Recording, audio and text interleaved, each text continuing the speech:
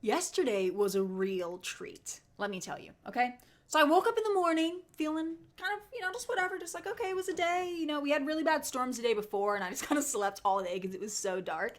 And then yesterday was like really windy and kind of chill outside. So I'm like, I got to stay inside because I'm afraid of the colds. I don't want to get frostbite or whatever, even though it was like 60. So I'm like, I'm going to do some productive adult things.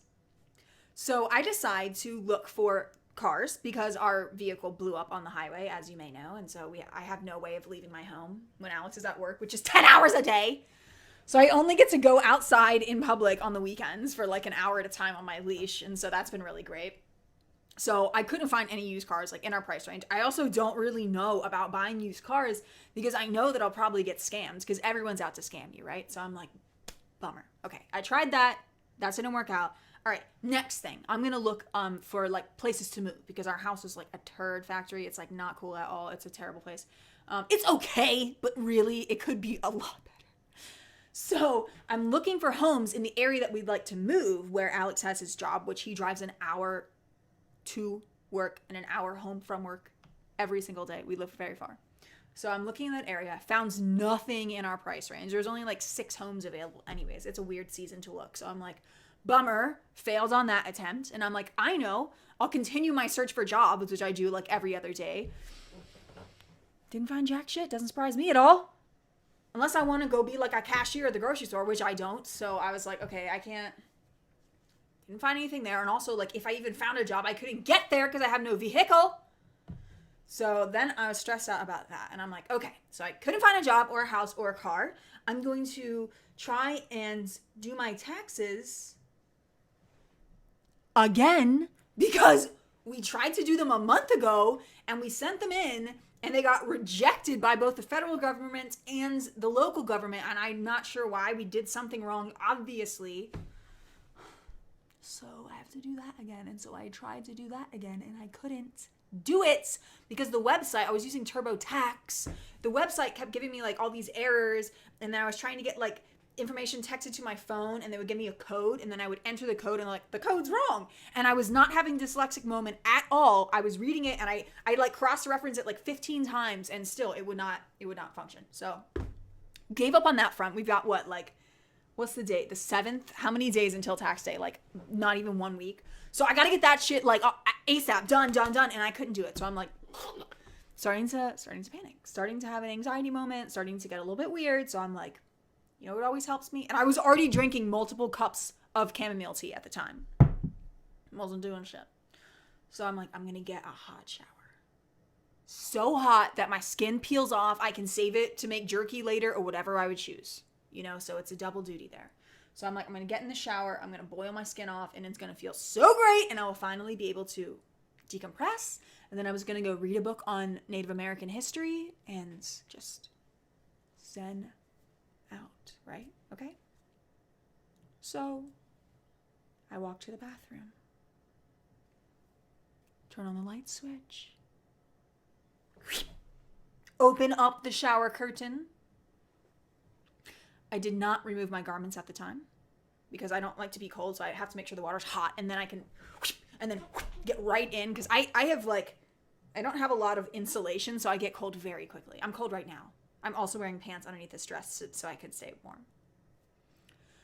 So I go to turn on the faucet. That was the sound of 17 splutters of water shooting out of the faucets, which then ceased to produce any liquid. The water was shut off. 3 p.m. on a Thursday, water just shut off. No notice. Nobody knocked on the door. Nobody called me. Nobody sent me mail. Okay. Let me tell you a little something about the DeKalb County watershed. That's where I live right now. Okay.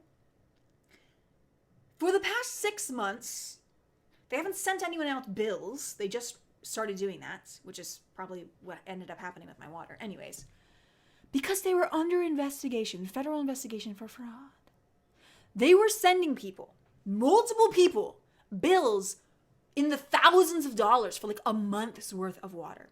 Somebody, I believe, got a bill for like $36,000. People would get bills of like $300, $400, $500, $600, $700, $800 for a month of use. And they're like, I'm not going to pay this because that's bogus. I definitely didn't use 46,000 gallons of water this month. And so what they would do is if the people wouldn't pay the exorbitant fees, which were completely made up, obviously. What's a water bill normally? Like $60 for like 2 people? Come on. 50 maybe? So they would just shut the water off and would not turn it back on until the thousands of dollars were paid that weren't even a real bill. It was just made up. So people are like, this cannot happen. It was getting national attention. They're like, okay, feds, like, investigate this shit. So before I moved in, we had to put in the application for water. Oh, I was going to show it to you, but that has all my personal information on it. And so then you would have just identity thefted me like so hard. Okay, so Lauren, bad idea. So they're like, fill out the application for water service, send in your IDs, and the first copy of page of the lease, which is here. But again, I can't show you that because it's got personal information on it. So stop asking to see stuff like that. I swear sometimes. You know? So I sent all that shit in. Sent it all in. They're like, okay, we received it. Thank you.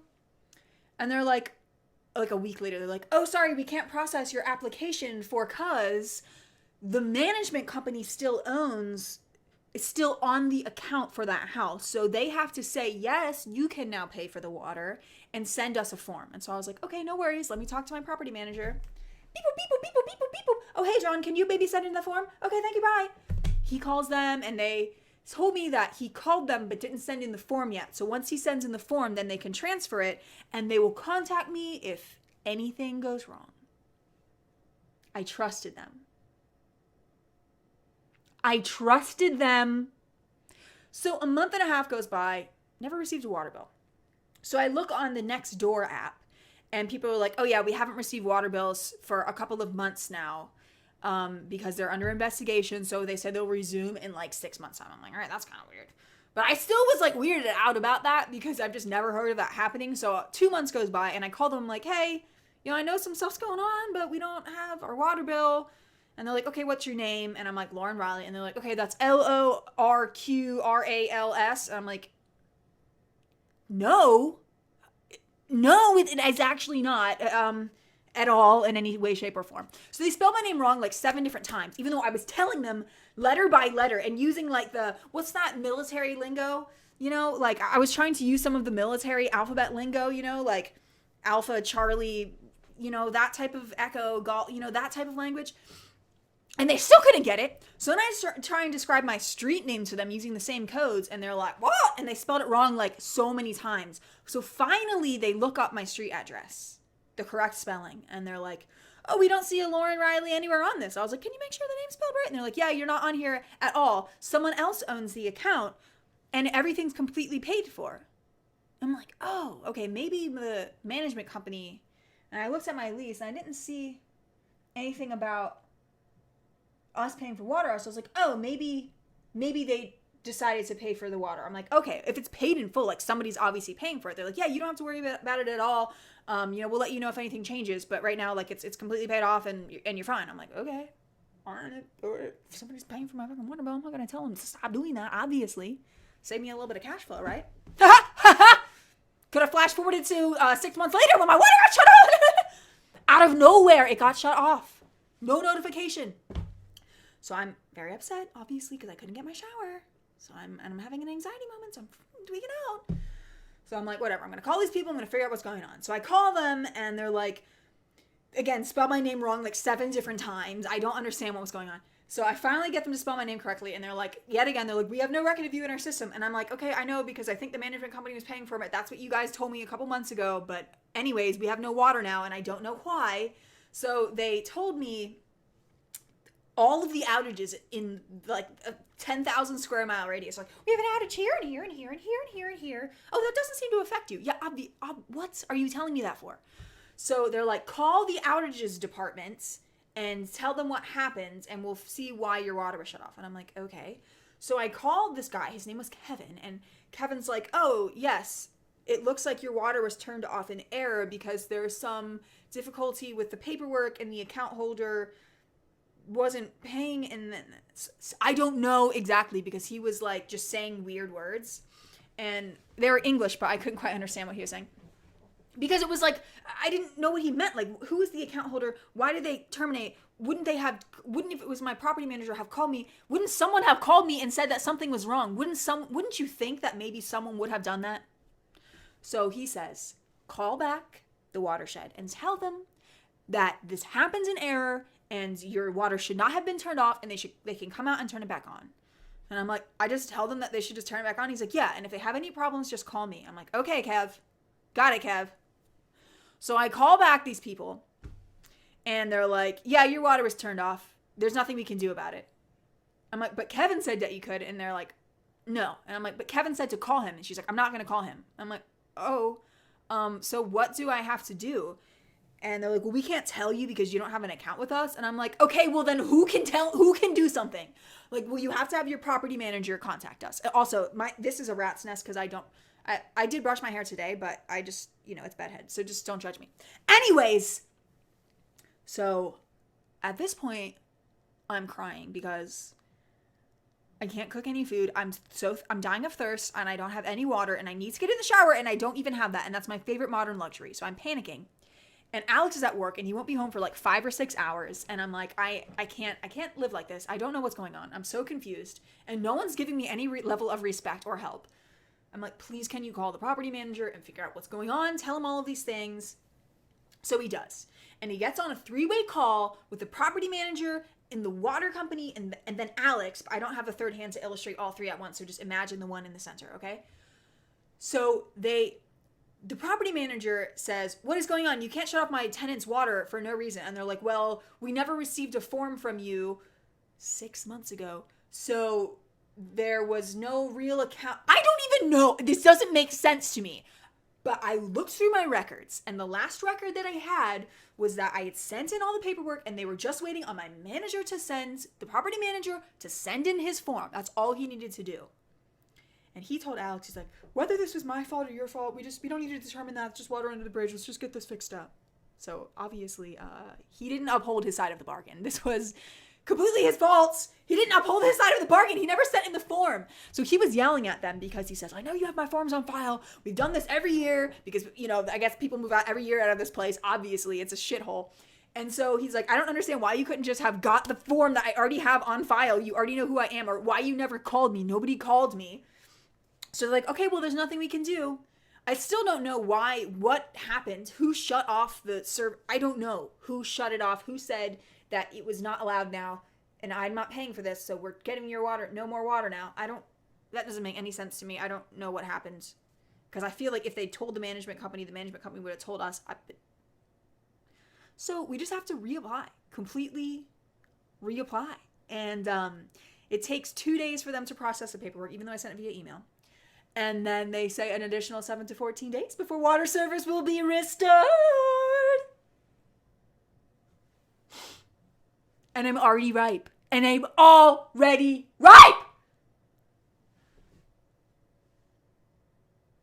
can't leave my house. I have no car. I can't go to the Wally Worlds to pick up some water. So hopefully I can go to my neighbor's house or something and sip from their faucets every 6 hours when I need a piece of water. I'm not going to shower. I'm just going to go like this. Just going to start dripping grease everywhere. So Alex decides to come home early and help me kind of get all this paperwork together and solve this debacle and just be there for moral support because I was losing my mind. Can you tell by how fast I'm speaking? Anxiety levels were high. The anxiety levels were so high. I was I was just jittering all day. I felt like I had drank all of the caffeine in my entire house, which probably is the most. I have coffee. I have raw coffee. I have 17 different types of caffeinated tea. It's a treat. So I felt like I had drank all of it and I'm tweaking out. So he comes home an hour early and helped to just calm me down. And I couldn't obviously cook us dinner because we have no flowing water.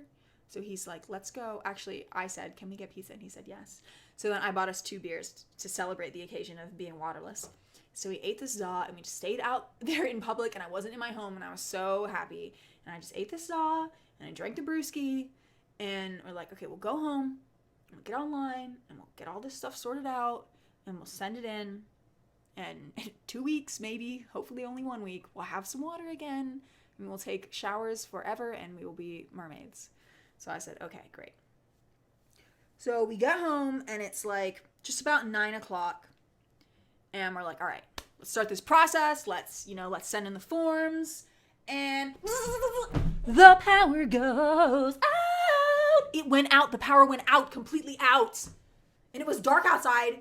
And I'm afraid of the dark. Is my face turning red? I'm starting to sweat. So, because I'm getting really amped. The power goes out and it's dark. And we're like fumbling around. And my phone had died. And Alex was at 20%. So we're fumbling around. And we had our Ouija board was glowing on the I was looking over here that like there was a camera there. It was just like a camera icon. Okay, so the Ouija board was like sitting up on the shelf and it was shining some light. And then we found this glow in the dark frisbee. So I was like using this frisbee with just like half a lumen. And we're like, ah. And so we finally located a lighter. And I located a candle just by feeling around. I was like, I found a candle. Lit that bitch on fire, and the whole house was just illuminated with this warm glow. And I actually personally love when the power goes out, but not when I also don't have water and I've reverted to like prehistoric times. At least we had like gas. I guess I could have like, what could you do with the gas if there's nothing? The gas was useless at that point. So basically we have no utilities. We're living in the Stone Age. We're reverting back to Neanderthal times. And it was actually really like kind of a nice evening because we had the candles burning and we're just like, ha ha ha, this is such a great day. We have no water, lol, lol, lol. And we sat on the couch and I played a bunch of ukulele, Steven Universe songs, and I played some stuff on guitar. But we couldn't look up tabs, so I was just trying to remember things by my own sound brain. And I was like, dee-doo. And I did play some songs. And then we just like told each other stories and then like fell asleep on the couch at like 11 p.m. And it was really nice. So that was kind of cool. And they turned electricity on at like 1 a.m., I think. What had happened is we had those crazy storms here in Atlanta 2 days ago, and then it soaked the ground, and then the wind was blowing so hard yesterday that it knocked this huge tree down onto the power lines and just rips them up, like just destroyed them. That's why it took so long to get the power back on. So I understand that. I don't understand why they had to rob me of my water, though, obviously, as you can tell by how much I was just jumbling like English language to try and comprehend that. But where that tree fell, we lose power about like once at least every 2 weeks because there's this, to get to our neighborhood, there's this hairpin turn and it's like, and then there's like one of the roads goes this way and then the other side's like a hairpin. So it's very dangerous. There's accidents there all the time. And what happens is people careen off and they hit this phone pole. And that same phone pole is the one that got destroyed by a tree falling down. So clearly that is a cursed locale and we have to use that every time we leave. So it's kind of scary actually. I just think they should put that shit underground because obviously it's not a safe location. But anyways, I know nothing about city planning, but I just think that would be a really good idea. So anyways, I'm sitting here in a dry spell because I actually have no water. So I might be a raisinette in, I don't know, 3 days time. So maybe guys, can you ask the Red Cross to send some relief, please?